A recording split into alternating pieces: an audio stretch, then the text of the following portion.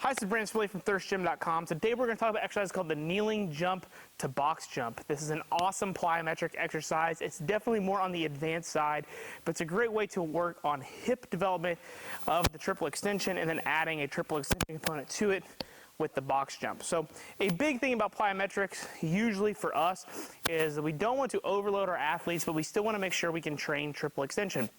This exercise works great with some of our advanced high school athletes that happen to be in season, so we can train the extension part from the glutes, but we're going to leave the calf part out for the kneeling jump, and then we're going to perform the box jump, which is where we get the full triple extension aspect. And then the box minimizes really hard forces on hitting the ground because we're not actually having to jump that high, we're making the ground meet us essentially. So that's why I really like this variation for in-season athletes, in particular like baseball, basketball, softball, and even football. So when you're doing this, get a box that's of moderate height.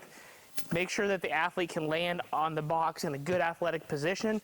Just check out our box jump video for more specifics on how to do that. The kneeling jump part is what we're going to really focus on here for this particular video. Now we sequence it together. So with the kneeling jump, for the box jump, for example here, we want to make sure we got enough space in front of us, okay? So I don't want to be here. If so, I'm going to eat the box by the time I get up. So make sure we give ourselves plenty of room to be able to jump. The feet, I really like having my feet flat to where my toes are on the floor. Some people will actually like to dig their toes in. The only thing I don't like about this is as they go to jump, they're going to drag their toes and they're more likely to basically trip over their feet. So while I do think that this is more ideal because they can kind of get some spring out of this, I've just found that most athletes usually are eating it more often or tripping with their toes in this position. So again, think laces down, and that's just how I would start people, and then you can kind of go from there based upon your athlete and what you got going on. Now the kneeling jump part, we're going to start here good and tall, basically in a tall kneeling position. We're going to make sure we use our hands just like any other plyometric that we do. As I come down, I'm going to let my hips rock back. I'm going to basically be trying to load up my glutes and my hamstrings here. I'm going to violently explode as fast as I can. As I do that, I'm going to bring my feet up to land in an athletic position.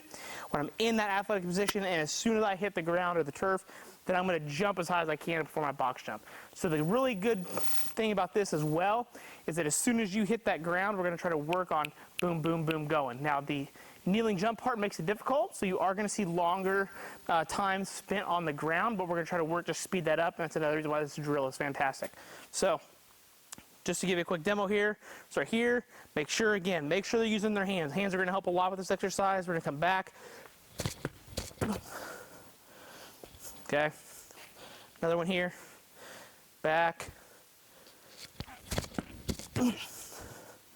So you can see that this box is probably a little low for me. I'm landing really stiff-legged.